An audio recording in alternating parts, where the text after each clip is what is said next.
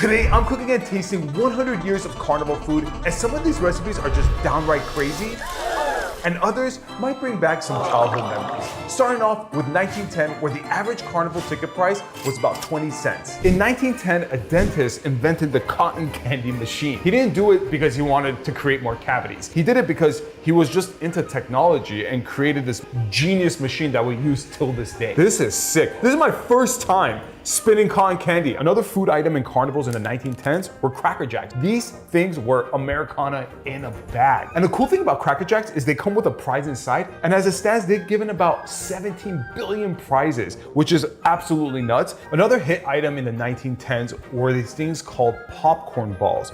They were these cute little popcorn-shaped balls that weren't only used for just eating, they were used for decoration. People put it on their Christmas trees, and it was basically used for two things, decoration and food, which is kind of awesome. People love to buy it because it reminds them of Christmas, and it's a cute little thing that they could carry around and enjoy. An ornament, this is more like a baseball. So for 1910, Carnival food was cotton candy, Cracker Jacks, and popcorn balls. All right, we made it to our first taste test, the 1910s. I brought my friend Kareem to come taste test everything with me. We gotta get into the spirit of Carnival, so we gotta change our outfits. You ready? I'm down with that. Let's do it. Oh yeah, this is perfect. Dude, you made me into a clown? Dude, I'm so sorry. Are you serious? Fine, I'll change your costume. Fine, here. My boy got me dripped out. Let's get to the food. In 1910, we had cotton candy, we had popcorn balls, and we had Cracker Jack. I don't know what a Cracker Jack is, Really? but that looks like caramel popcorn. Buy me some peanuts and Cracker Jack. Do you remember having cotton candy as a kid? This was my favorite thing growing up. All right, cheers. Let's try this out. Try it. The way it just melts in your mouth, this transports me back to my childhood. No, man. I can't believe you've never had Cracker Jacks. Yeah, it's I don't know what that basically like caramel covered popcorn. Okay, let's try it out. Let's try it out. Wow, that's really good. Really good, right? I've never seen this before in my life. This is a popcorn ball. And a lot of people used to use this as ornaments for their Christmas tree. I feel like the flies would come to that, you know? Yeah. Oh! That is weird, huh? I would never eat that again, ever.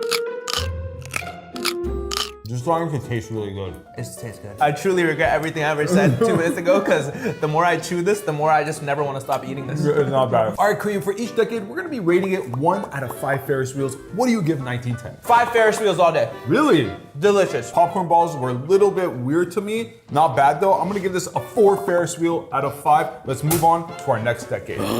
Now we're headed to the jazz era, the 1920s, where the average Carnival ticket costs about 50 cents. And in front of me is a snow cone machine, which you've seen plenty of times. But in the 1920s, this thing was revolutionary. It was invented by this guy named Samuel Burt that just wanted to sell more snow cones, because back in the day, you had to do it by hand. So he created this machine, and boom, we still use the snow cone machine till this day. He was able to sell hundreds of snow cones in an hour, which beat out the competition. Another popular item in the 1920s were churros. This is when Hispanics started showing up in America, and we adopted their food. One of them was churros. We loved them at carnivals. It was seen more as an exotic dish. People have never seen this dish before, and they were like, what is this? And it tastes amazing, and they sold so many. Now all we have to do is just go ahead and fry our churros. And for the 1920s, Carnival food was snow cones, churros, and tamales. Kareem, welcome to the 1920s, and in front of us, we have snow cones, which you've had as a kid, of course. Yeah, definitely had these. This is literally transporting me. Cheers. Cheers.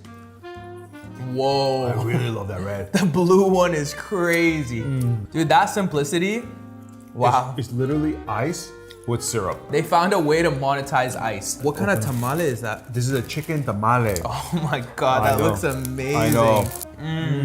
Oh my goodness. This is one of my favorite Hispanic dishes. Of course, we have the classic churro. Churro, come on, stop playing. Cheers.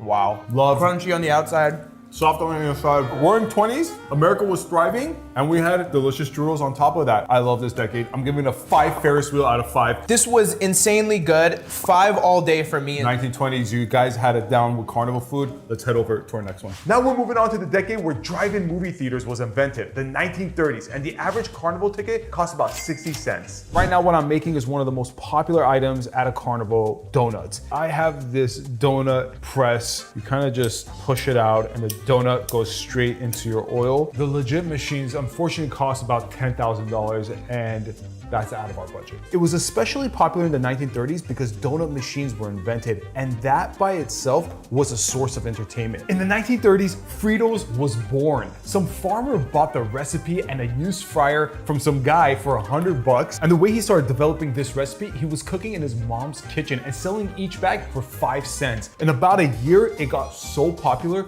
he was selling 100 pounds per hour. Another popular dish in the 1930s was fried fruit hand pies. It's basically an empanada with this fruit filling, and the reason they made this was because it was nostalgic to a lot of people. It was like home cooking, right? But at the carnival. You're just basically cooking down apples and then pressing it into an empanada press. It's that simple of a dish. So for the 1930s, carnival food was donuts, Fritos, and fried fruit hand pies. We've made it to the 1930s, and this is Great Depression, but the food in front of us does not look at all depressing. And you're probably wondering, why is there a Fritos bag there? Yeah, it's pretty random. Fritos was invented in 1930s. No. Yes. The guy who invented this bought a used frying machine and a recipe from some dude for $100. Just that's it. That's it.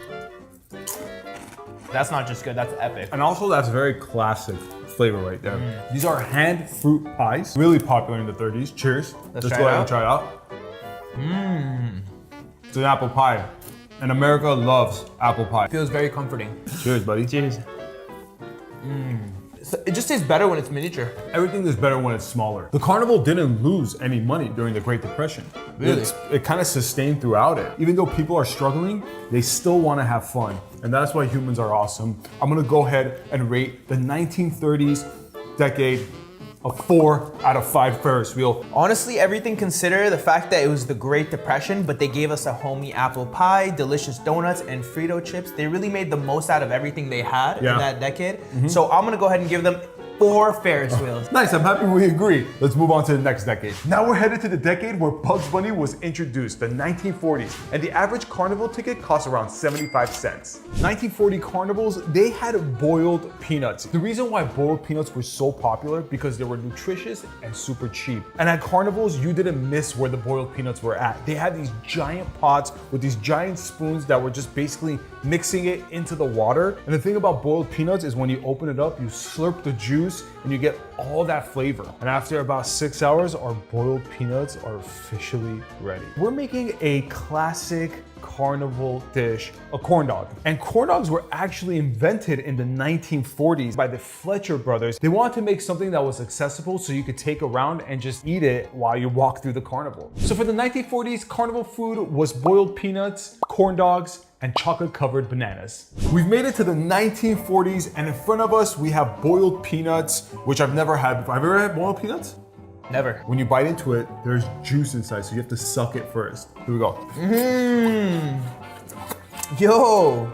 That is so good, That right? tastes like a whole meal. The corn dog was invented in this era. Iconic. Cheers. That is so good. That's Such really a good. classic flavor. But what is that over there? Is that a banana with some chocolate on the Banana outside? chocolate. Very simple. Cheers. Okay. It's amazing by how like just taking a simple banana, Right. dipping it in chocolate, freezing it, now you have a dessert. Right. Like, it's so simple. And that's carnival food in a nutshell. The boiled peanuts surprised me. They were actually really good. I enjoyed those. I'm gonna go ahead and rate this decade a 3.5 Ferris wheels out of 5. The boiled peanuts, that was really new to me. The corn dogs are decent. Yeah. Bananas, I mean, they're good, but nothing Yeah. crazy great. I'm gonna give this decade a 2.5 Ferris wheels. I've had better decades. Sure, yeah. Let's move on to our next. Now we're in the decade where the first credit card was invented, the 1950s, and the average carnival ticket price was about $1. So in the 1950s, funnel cakes started appearing in some carnivals. Americans didn't know what it was. It looked wacky, it looked crazy, and they were kind of reluctant to try it. It was invented by the Dutch many, many years ago, but when they started showing up in carnivals in America, it was kind of like a slow takeoff. But once Americans got a taste of it, it became a huge phenomenon where we actually love till this day. And then you take the funnel, you take your finger and let the batter swirl all in there. It's that simple to make funnel cake. That's why it's so popular during the 1950s. So in the 1950s, footlong hot dogs became super popular, and it was thanks to Nathan's famous hot dogs, which is actually around till this day. This era is when vendors started staging food competitions. You had the world's largest corn dog, the world's largest popcorn ball, and of course, the foot-long hot dog. So we have the 1950s to thank for having the world's largest food items in America today. So in the 1950s, carnival food was funnel cake, foot-long hot dog, and caramel apples. We are now in the 1950s, and in front of us, we have the craziest items I've seen so far. First of all, a foot-long hot dog. You see we only have one. There's only one way to do this, huh? And the reason why foot-long hot dogs was so popular in the 50s is because there was food competitions now. I'd definitely out-eat you in a hot dog eating contest. I don't know, I would out-eat you. I would out-eat you easy, but let's try this funnel cake. Okay. Fried dough and sugar. Can't go wrong with that. Out of every dish I've made so far, this one was definitely easy, and it looks absolutely crazy. So you're saying it was the most fun? No. The most fun to make, funnel to make. Oh, okay. Listen, we've all had a caramel apple. I'm not a big fan of the caramel apple, but everything else was pretty decent. I'm gonna go ahead and give this decade a 3 Ferris wheels out of 5, and that's because of the foot-long hot dog. Personally, I think I would give this decade a 2.5 out of 5. The caramel apple doesn't impress me. Funnel cake is good. Yeah. And a foot-long hot dog, you know, I've had better decades, let's just say. Let's move on to the next one. We've now made it to the decade where the first human went into space, the 1960s, and the average carnival ticket cost about $1.50. In the 1960s, one of the greatest inventions happened, and that was fried pickles, but it wasn't all fun and games. Carnivals started banning fried pickles, and the reason being is because pickles have so much moisture in it. So when you go to fry it, it's actually kind of dangerous. But see, here's the problem, that people already got a taste of fried pickles. So there was this whole black market where people kind of made it off on the side or secretly made it, and they risked getting a fine. So there was this whole underground black market all for this dish that's just fried pickles. It came right back because they taste that amazing, and you can't just get rid of these things that easy. Also, besides the really dangerous fried pickles, they sold astronaut ice cream. And the reason they made this was because they want to give astronauts something to eat while going up to space, and why not have a nostalgic ice cream sandwich? But to be honest, astronauts have said they actually don't like this at all. And people have been just eating it in carnivals because they thought this is what astronauts eat all the time. Another hit item at carnivals in the 1960s were nachos. And the guy who actually invented them, his nickname was Nacho. So that's how it came to be, and he came up with this revolutionary recipe that we eat till this day. So for the 1960s, carnival food was fried pickles, astronaut ice cream, and nachos. 1960s, we have made it, and things are starting to get a little more weird. Now we're starting to fry things that maybe shouldn't be fried. Also in the 60s, fried pickles, kids would use them as like a bartering item. They would trade it for like rides. Let's try it out. That's good. That's really good, right? Frying pickles is such a weird concept. Yeah. No, it's nice. It's like tangy, crunchy on the outside. Yeah. And of course, they had the classic nacho. Ooh, I love me some nachos. Oh, they're the best. That is beautiful. With that beautiful cheese sauce. This is astronaut ice cream. Yeah, the 60s, huh? The space race. That is so good. It's a bit weird to me. Oh, it tastes like chalk to me. So I'm gonna go ahead and rate this decade. Fried pickles, awesome. Nachos, this wasn't that great. I'm gonna give this right down the middle. 2.5 Ferris wheels out of 5. I'll give it a 3. all right, let's go to the next. Now we're moving on to the decade where emails was invented, the 1970s, and the average carnival ticket price was $2.50. One of the most popular items in 1970s carnival food was fried cheese curds. And the place it was born in was Wisconsin, and that makes sense because that's like the cheese capital of America. So the way cheese curds came to be is that Wisconsin farmers had an abundant amount of cheese curds and didn't know what to do with it. So they gave it to carnival food vendors, and of course, carnivals being carnivals, what did they do? They started frying it up, and that's where the fried cheese curd was born. Another 1970s carnival food item was the walking tacos. This is where it all started. They used Frito chips because this was the popular chip at the time. The way the walking taco came to be was not just because it looked beautiful, but they wanted to save on plates and takeaway containers. So they made the bag of chips the plate itself, and that saved them a lot of money in the long run because it was such a brand new idea. People were kind of crazy over it. So for the 1970s, carnival food was fried cheese curds, walking tacos, and candied popcorn. 1970s, we are here. We are in the hippie era. That's why we have these candied popcorn. It got invented in the 1970s because of the color and the vibrant neon colors. Know what? Tastes whack. Does taste whack. No flavor. It's just all for show. Exactly, but that's what carnivals are about. The walking taco. So this is not a new thing? This is like something that happened a while back? Yes. No way. Oh yeah. The walking taco dates back many decades ago. But in the 70s, it really got its spotlight thanks to carnivals. People wanted to enjoy their food, walk around. I see the Fritos made a return. Fritos was one of the big ones, yep. That is good. I'd be so happy if I got this at the carnival. That's what I'm saying. But what are these over here? Fried cheese curds. 70s, we're starting to deep fry even more. This was a huge time for just deep frying stuff. Wow.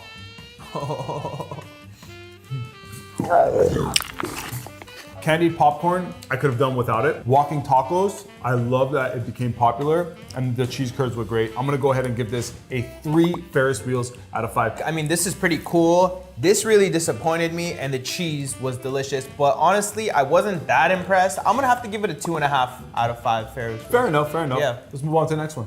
We're now in the decade where Nintendo officially launched, the 1980s, and the average carnival ticket price was around $4. We're in the 1980s, and I'm about to make the banana split. And if you guys know anything about the banana split, it is extravagant. It was one of the more expensive items to sell in carnivals. So if you had a banana split at carnivals in the 1980s, you were looked at like, whoa, this guy got money. And the reason why banana split was so expensive in the 1980s is because of all the resources it took. You needed a ripe banana. You need to make sure your ice cream is cold enough. You need to have the chocolate, the cherry. You have to make sure the whipped cream is a flat end. So there was a lot of effort put into making a banana split. And you could have bought this banana split in the 1980s for $4, and in today's money, that's about $15. So you're a high roller if you have a banana split. Also in the 1980s, the economy was booming, technology was at an all-time high, and competition was getting stiff because there was a ton of money just flowing through carnivals. So for the 1980s, carnival food was banana split, curly fries, and barbecue ribs. Kareem, we are now in the 1980s. Back to the Future just came out. Do you hear that sound? Oh no, it's the DeLorean. When was the last time you had a banana split? I don't think I've ever had it. So You've never had one? So let's dive right into it. Oh my God. Oh, wow, I absolutely hate that cherry. I love red cherry. What else we got? We got ribs and curly fries. Curly fries, because the tool to make these curly fries became available in the 1980s. This has gotta be one of my favorite fries ever. So in the 1980s, barbecue culture was getting more and more popular, so ribs became a hit. Let's try this. Smoky, flavorful. And each carnival had a secret barbecue sauce that they used. If you go to a different carnival, you might get a different type of taste. This was a super creative and fun decade. I absolutely loved it. I'm gonna go ahead and give this a 4.5 Ferris wheels out of 5. Really? Listen, I really enjoyed everything, but I feel like at the end of the day, other than the curly fries, these two didn't impress me, so I'm gonna go right down the middle. I'm gonna give it a 3 out of 5 Ferris wheels. Brutal. We've now made it to the decade where the first ever text message was sent, the 1990s, and the average carnival ticket price was $6.50. Okay, we're in the 1990s. Who remembers these guys? Twinkies. So in 1990, Twinkie sales started dropping. So what did Carnival naturally do to bring it back to life? I'm gonna wait for you guys to guess.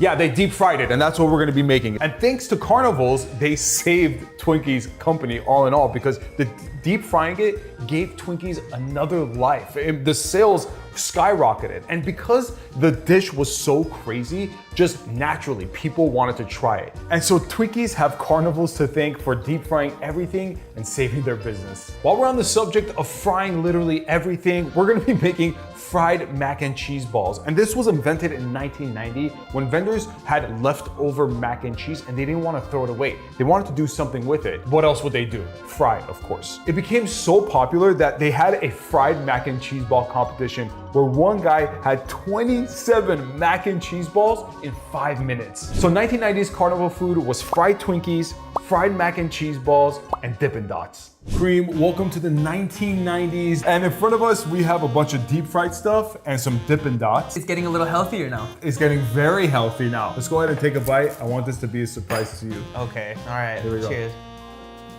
Mac and cheese. That is loaded. Dude. I'm gonna have to check my cholesterol after this. But what is that? That looks like it's also fried. I want you to take a bite and tell me what it is. Oh man. Cheers. Okay. Another surprise inside. Twinkie?